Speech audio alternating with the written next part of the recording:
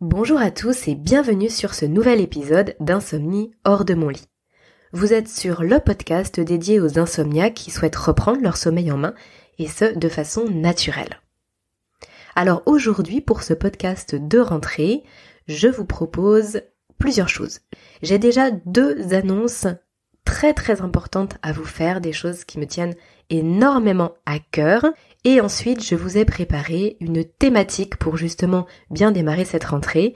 La thématique sur comment commencer, par quoi commencer finalement pour sortir de l'insomnie chronique. Alors je vous propose de rentrer directement dans le vif du sujet et surtout allez bien jusqu'au bout de l'épisode parce que je vous donnerai toutes les news liées au podcast et j'ai vraiment une surprise, j'ai 2 surprises pour vous. Je vous dis tout ça en fin d'épisode. Alors c'est parti.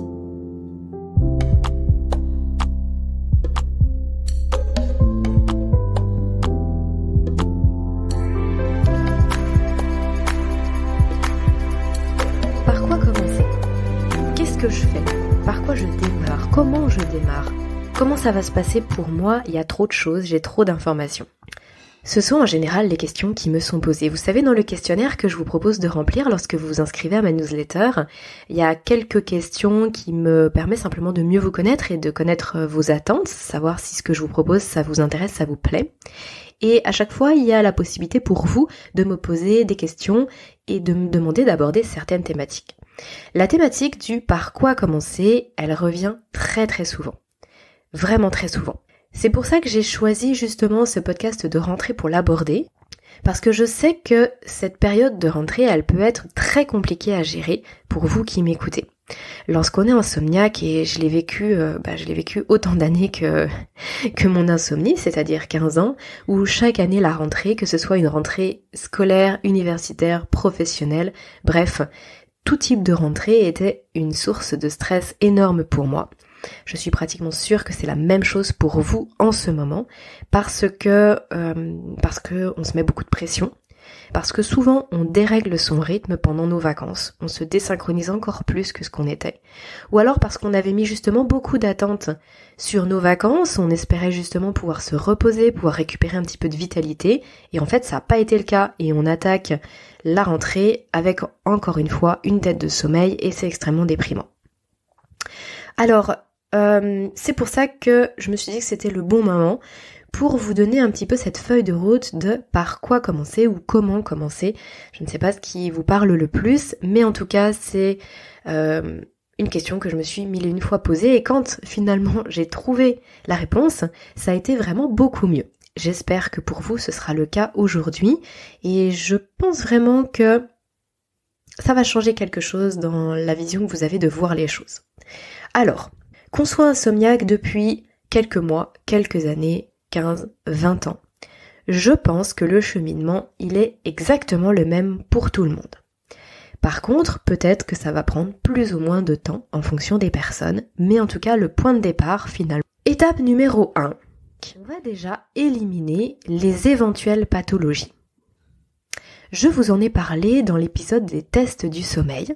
Si vous ne l'avez pas écouté, je vous encourage à le faire, ce sera probablement plus clair pour vous. En tout cas, ce que je vais vous dire là, ça vous parlera plus. Dans le sens où, si vous avez un sommeil qui est très peu récupérateur, si vous vous réveillez énormément la nuit, si vous vous réveillez le matin en étant extrêmement fatigué, peut-être qu'il y a une pathologie sous-jacente, peut-être qu'il y a des symptômes que vous n'attribuez pas vous à une pathologie alors qu'en fait c'est le cas, parce que tout simplement vous ne le connaissez pas. Peut-être que ce n'est pas simplement psychologique, et ça on en a souvent parlé sur le podcast, tout n'est pas que psychologique. Donc ça vaut le coup d'éliminer déjà les pathologies. Alors, on peut le faire bien sûr grâce à un test du sommeil, c'est ce que je vous expliquais il y a quelques semaines de cela. On peut le faire aussi en se renseignant sur les différentes pathologies du sommeil et voir si ce qu'on peut lire, ce qu'on peut apprendre, ça semble nous correspondre. Mais c'est vrai que malgré tout, un examen médical peut plus nous rassurer dans le sens où on a vraiment une étude finalement de notre sommeil. Ça peut être de l'apnée du sommeil, ça peut être différents troubles dont je vous ai déjà parlé sur des épisodes précédents, ça peut être par exemple aussi les mouvements périodiques des jambes qu'on peut avoir la nuit et qui peut être soit en parallèle, soit carrément la première étape au fameux syndrome des jambes sans repos. Alors j'en profite pour vous dire que la semaine prochaine, je vous ai préparé un interview absolument super sur le syndrome des jambes sans repos. Alors je dis que c'est un interview super, c'est pas du tout de mon fait, c'est parce que la personne que j'ai interviewée et qui est la vice-présidente de l'association France EGBOM, c'est-à-dire la maladie des jambes sans repos, nous donne dans cet échange énormément d'informations. Elle nous explique vraiment tout en détail.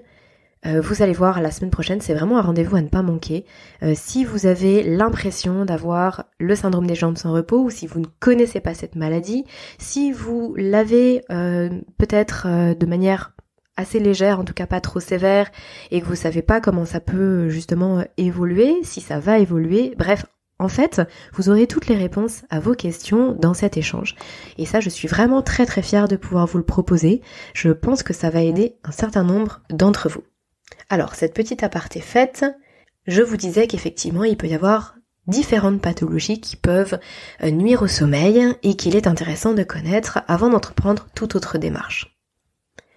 Parce que bien sûr, on peut travailler autant qu'on veut sur le côté psychologique. Si on a une pathologie, un trouble du sommeil spécifique, alors ça ne servira à rien du tout en fait. Donc selon moi, c'est vraiment la base. Étape numéro 2. Je pense qu'il est essentiel de connaître, de déterminer son propre chronotype. Je vous ai déjà fait un épisode sur la chronobiologie, sur les chronotypes, parce que je vous avais fait la chronique du livre Quand, qui m'avait beaucoup marqué quand je l'avais lu à l'époque, et qui m'avait éclairé sur de nombreux points par rapport à mon sommeil, et même à mon rythme en fait dans la journée.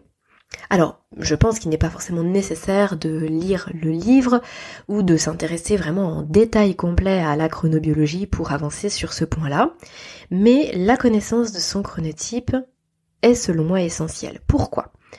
Parce que si par exemple on mène des actions qui vont être bénéfiques pour des personnes qui sont physiologiquement, biologiquement du matin, comme on a l'habitude de les appeler, ou alors du soir alors que vous êtes le chronotype opposé, en fait toutes les actions que vous allez mener, elles vont tomber à l'eau. Parce que ça ne correspondra pas à votre rythme, à vous, à votre biorhythme. Et c'est en ça que pour moi c'est quelque chose d'essentiel. Ça permet de mener à la fois les bonnes actions et surtout de les mener au bon moment. On va en reparler un tout petit peu plus tard, vous verrez. Troisième étape. Après avoir déterminé son chronotype, il va être temps de resynchroniser son sommeil. Cette resynchronisation, justement, elle va pouvoir être efficace grâce à la connaissance de son biorhythme.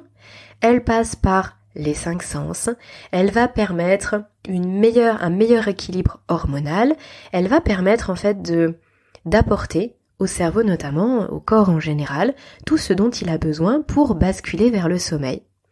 Et pour y rester, toute la nuit, et donc d'avoir un sommeil récupérateur.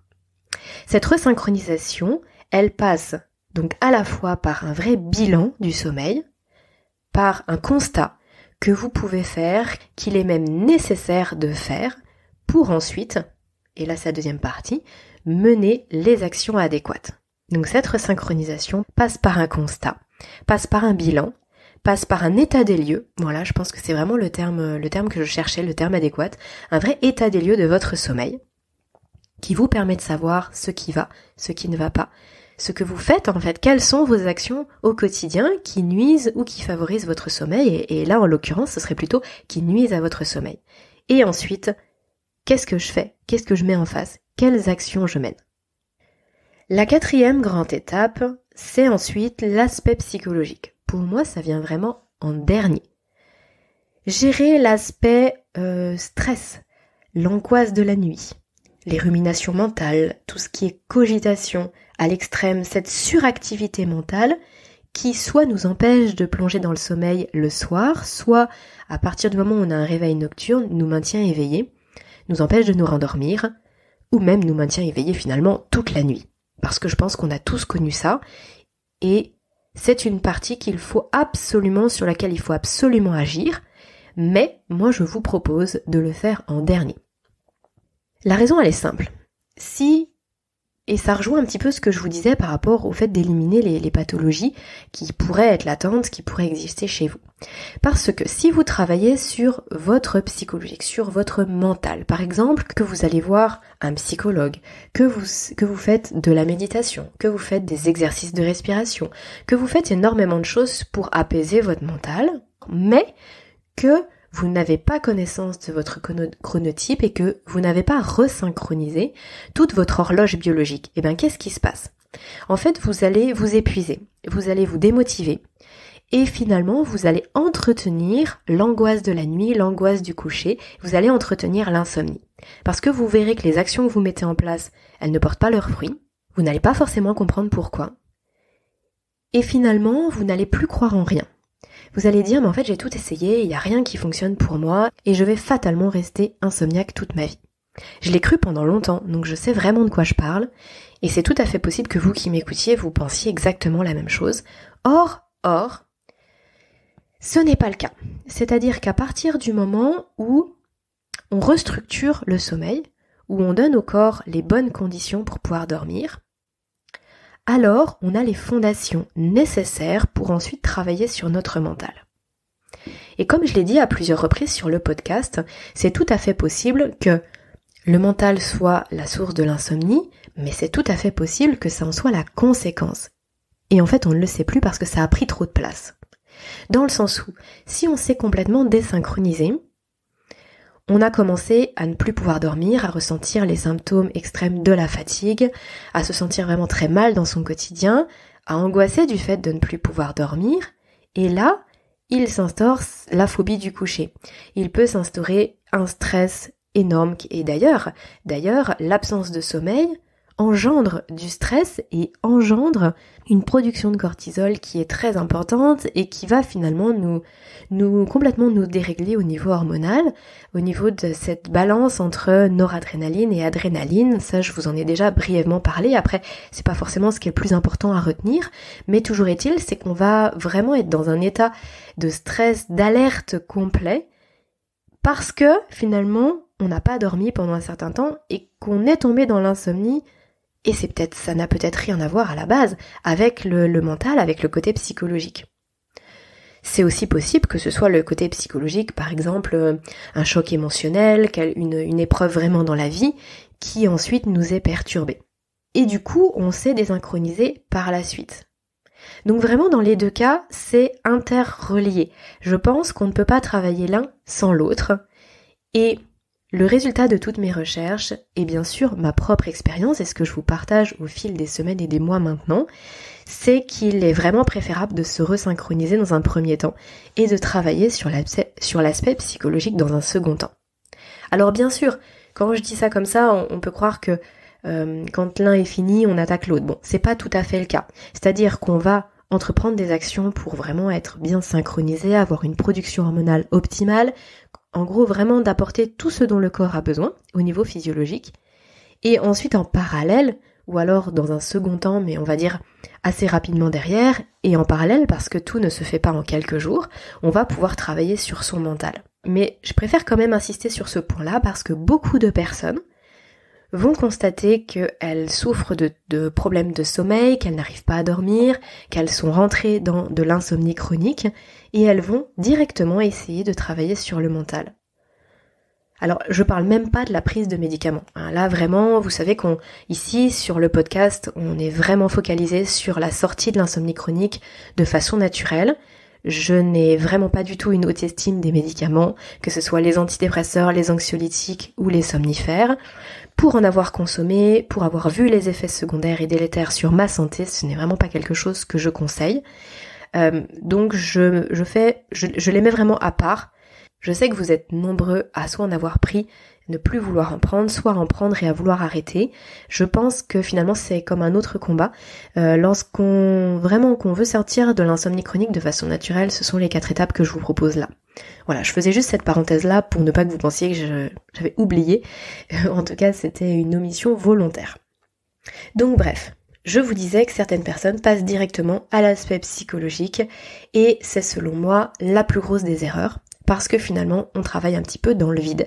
C'est comme si vous vous escrimiez à vouloir à tout prix trouver les meilleures décorations et la meilleure organisation du mobilier chez vous, alors qu'en fait votre maison elle n'est pas construite. Il n'y a pas les fondations, vous n'avez pas les murs, vous avez en fait rien, et vous passez des semaines et des mois à vous dire est-ce que ça ce serait mieux comme ci, ce serait mieux comme ça.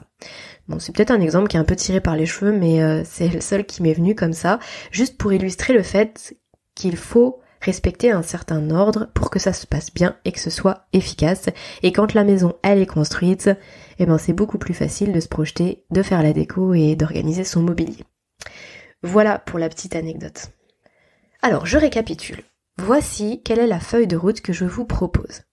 Si vous ne l'avez pas encore fait, il sera peut-être intéressant de demander à votre médecin de vous faire pratiquer un test du sommeil. Et je vous renvoie à l'épisode que j'ai dédié à cette thématique-là. Sinon, renseignez-vous sur l'ensemble des troubles du sommeil et voyez si vous pouvez être concerné par quelque chose pour ensuite éliminer cette piste-là et partir sur de bonnes bases. Étape numéro 2, justement en parlant de partir sur des bonnes bases, on va déterminer quel est son chronotype. Étape numéro 3, on va resynchroniser son horloge biologique. Ça passe par un vrai bilan du sommeil et ensuite par le fait de déterminer les actions qu'on va pouvoir mettre en place et ce qu'on va faire pour cette resynchronisation. Étape numéro 4, on va gérer tout l'aspect émotionnel qui est intimement lié aux insomnies, qui va être la gestion des angoisses, de la phobie du coucher, des ruminations mentales lors des réveils nocturnes par exemple, bref, toute cette suractivité mentale et intellectuelle qui nuisent complètement à la qualité de notre sommeil, mais surtout à la quantité de notre sommeil. Voilà ce que je voulais vous partager aujourd'hui. Je pense vraiment que la rentrée c'est le bon moment pour le faire. Alors vous allez me dire, c'est peut-être pas forcément votre rentrée à vous, peut-être que vous avez repris le travail il y a 15 jours ou vous reprenez dans 15 jours, peu importe. Finalement, ce début septembre, c'est toujours un peu une rentrée symbolique par rapport aux rentrées scolaires qu'on a connues pendant des années, aux rentrées, par exemple dans les associations, les clubs sportifs, au niveau politique, médiatique, bref, en gros, c'est toujours la rentrée début septembre. Je pense que c'est vraiment le bon moment.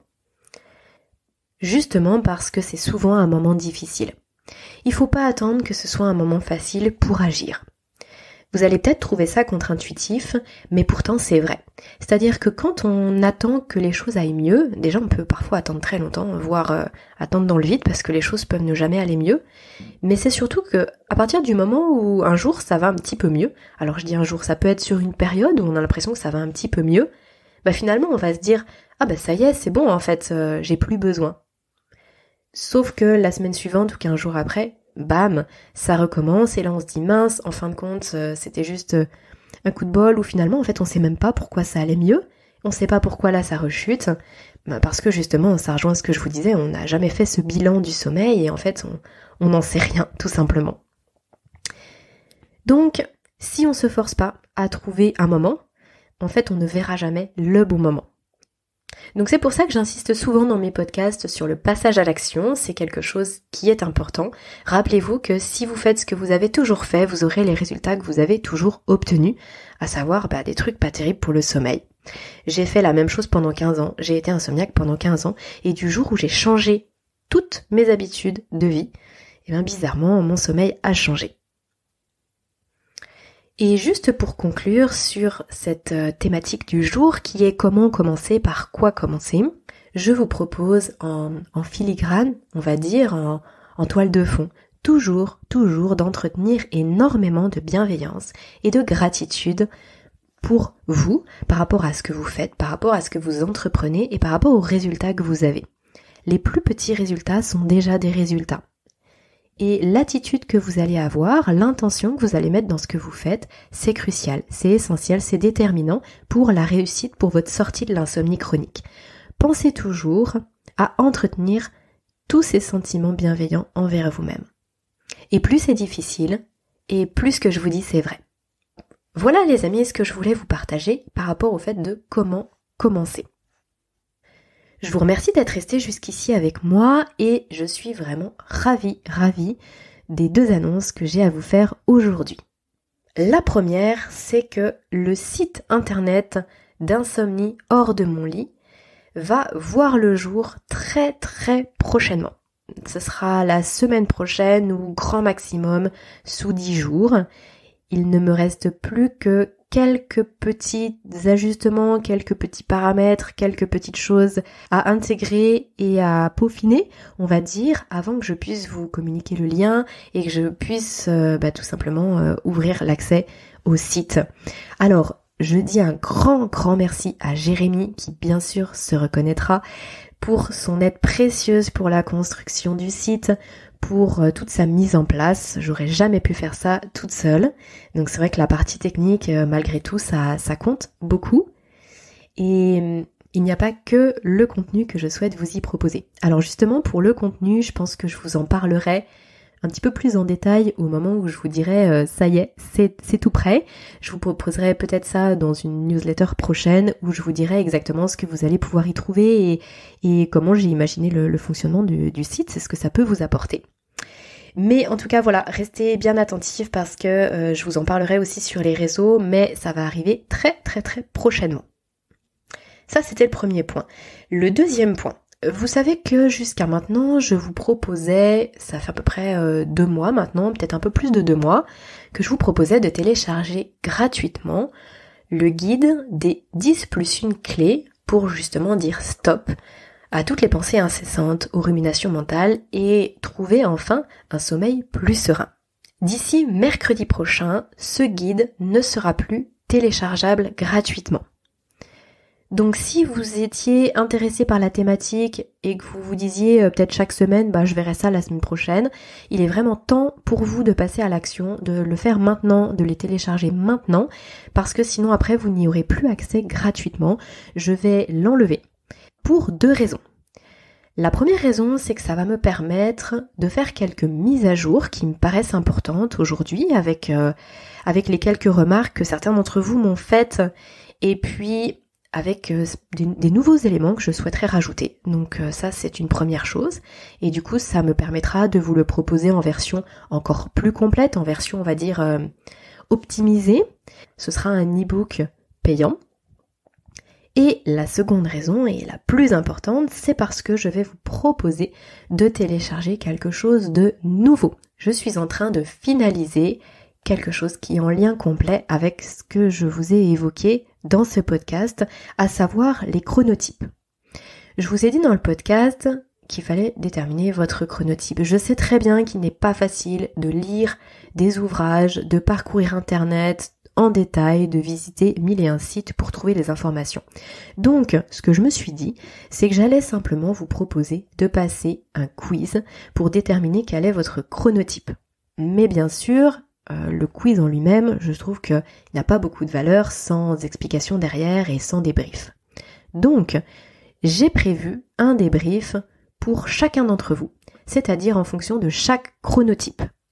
Vous passez le quiz et ensuite, je vous envoie mes meilleurs conseils, les solutions qui sont le plus adaptées à votre chronotype pour que vous puissiez agir en fonction de vous, en fonction de votre rythme à vous. Si ce que je vous dis depuis le début, là vraiment ça résonne en vous, ça vous parle, alors faites le quiz et vous verrez, vous ne serez vraiment pas déçus. J'ai vraiment conçu le débrief après le quiz, en fait le résultat, si vous voulez, du quiz, je l'ai vraiment conçu comme un podcast à part entière. C'est comme un gros épisode que j'ai adapté en fonction de chaque chronotype. Donc c'est plus qu'un récapitulatif, c'est vraiment un condensé d'informations que j'ai voulu le plus adapté possible à chacun d'entre vous. Comme je vous disais à l'instant, je suis en train de le finaliser, donc là nous sommes vendredi à la sortie du podcast en tout cas. Sachez que à partir de mercredi prochain, ce sera en ligne, que ce sera accessible et que vous pourrez passer ça quand vous le souhaitez. Alors comment ça va se passer ? Soit vous êtes abonné déjà à la newsletter que je vous envoie tous les mercredis et à ce moment-là, Mercredi à 17h, comme d'habitude, vous recevrez le lien pour accéder au questionnaire et ensuite vous laisserez guider et tout sera accessible, vous recevrez absolument tout. Sachant que je vous ai mis aussi un PDF en complément, bref, quelque chose vraiment de très complet. Si vous n'êtes pas encore abonné à la newsletter, eh bien, tout simplement, je vous encourage à le faire. Comme ça, vous allez pouvoir y avoir accès dès mercredi. Sinon, il vous faudra simplement attendre justement la mise en ligne officielle du site internet pour pouvoir y accéder et du coup c'est peut-être un peu dommage, ça vous fait attendre une semaine, 10 jours en plus, mais après voilà, c'est vous qui décidez. Sinon, pour vous inscrire à la newsletter, vous avez le lien dans la description du podcast et donc comme je vous disais, mercredi 17h, je vous envoie tout ça par mail. J'espère sincèrement que tout ça va vous aider à démarrer et ça va vous aider ensuite à cheminer.